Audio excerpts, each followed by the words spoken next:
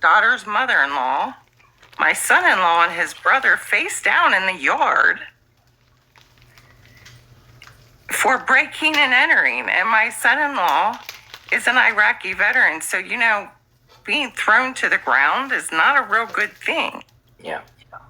I'm almost crying talking about it. So we pull up, and my son-in-law is saying, I own this house. Here's the key. Just open the door to my truck and you'll see the paper. We just came from the bank, right? Yep.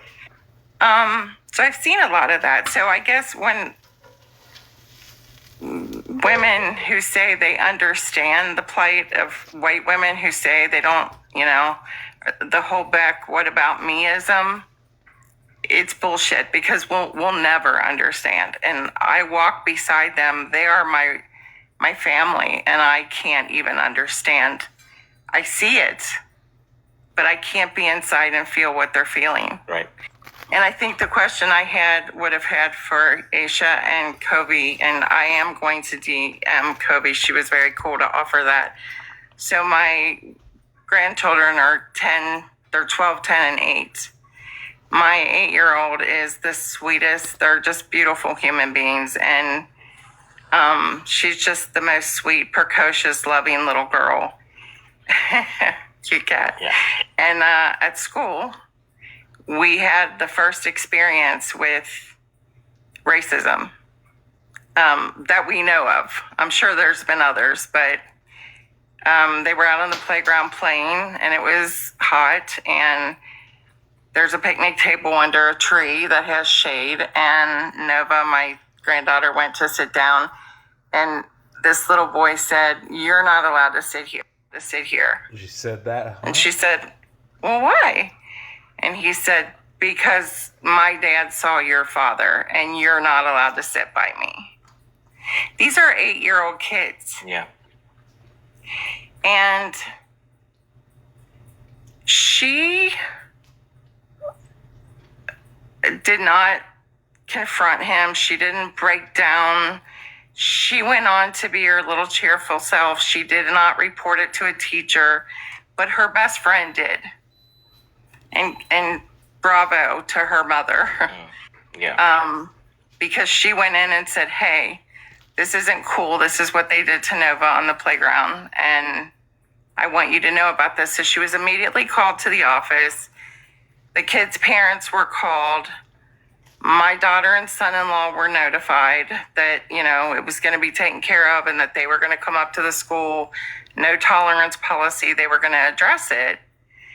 But the principal, and talking to my daughter, said, "I want to reassure you that Nova is okay. She's in the office, and the little boy has apologized to her, and she gave him a hug and accepted that." And my daughter said, "Whoa, whoa, whoa.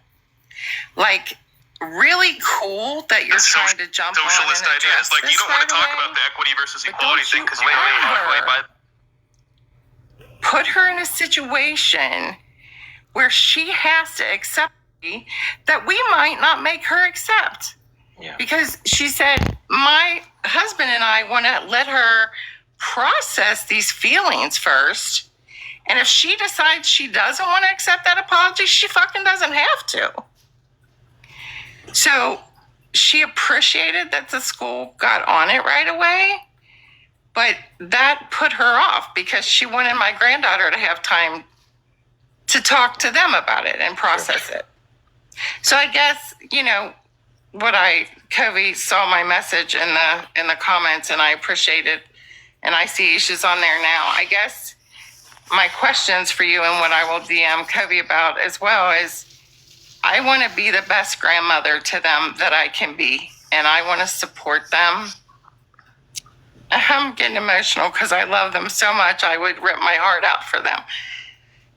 What would you say in a situation like that if she tells me about her day at school as her grandmother who has white privilege? How do I comfort her and tell her, maybe I understand your feelings when I really can't? So here's the deal with some of that, and I think I can possibly help.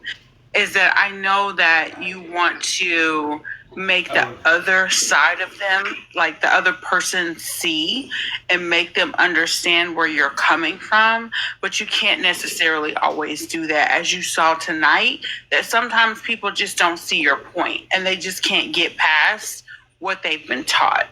So what you have to do is go back to your grandchildren and be honest with them about the situations that are happening to them. And you have to listen to them and be supportive of that, because unfortunately, we're just not in a place in America where it's like you can just go and say, hey, you know what? You did wrong. This is wrong. This is messed up. You should change your ways, because people are not willing to do that. So on the flip side of that, you have to go to your grandchildren and you have to say, hey, listen, this is the world we live in. And this is how I'm going to prepare you for this. And you have to understand that there's going to be people out here that are not going to accept you because of the color of your skin. And I know that sounds harsh and hard to say, but it is something that is a fact. And you just pretty much have to support and love and also teach your children or your grandchildren who they are. You have to teach them their history. You have to teach them that they are more than what these people are saying to them, so that they have, because like for my children, like I definitely had to go back into history and definitely teach them what they are and what Black history meant and all of those different things, so that they understood that I don't really care what this person is saying about me. I know who I am.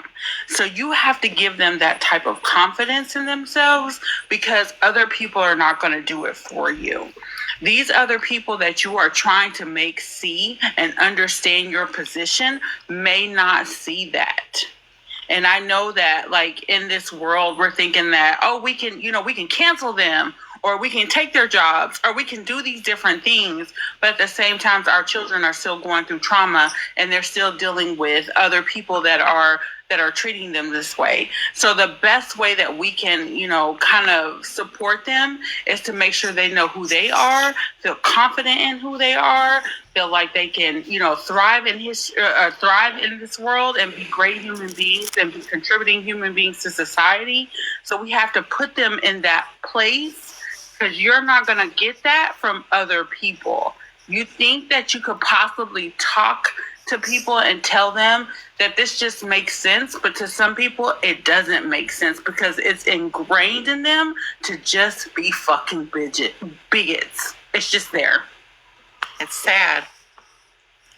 I appreciate that input, because I have one daughter and these are 3 grandchildren, the only ones I'll have. I would die for these girls, and they are just, they've been going to pride parades since they were in a stroller. My daughter and son-in-law teach them you love good people. You love all good people. And they're just such beautiful little humans. And even the day that was done to Nova, she was still her chipper, beautiful little self. And when she talks to me about it, like that helps me so much, what the advice you just gave me. I'm always very careful when I give them hugs or, loves goodbye, to say, or when I see them in a new outfit or something, like I'll say, you're so beautiful, but I always say, you are just such beautiful, brilliant, strong girls. I love you so much. And I just always want to respond to any confrontation they have like that, because I know people are ignorant and it's always going to be there. I just want to be the best grandmother I can be and give them the best consolation and advice that I can. So thank you for that. I hear you. And show her that. Show her her real history. Show her who she is as a Black woman, or show her that, we're not just, our history is not just slavery. You know what I mean? Like, because in schools, that's what they're going to teach her. You guys used to be slaves, and now we gave you your freedom, and we love you, and you can thrive in society. And we know that that's not true. Show her who she really is, and show her her history, because that's going to give her confidence, or her and him. I don't know how many grandchildren. It's all girls. They're 12, 10, and 8. So I have just 3 granddaughters. The great thing is that my daughter's in-laws, like my son-in-law's mother is like my best friend.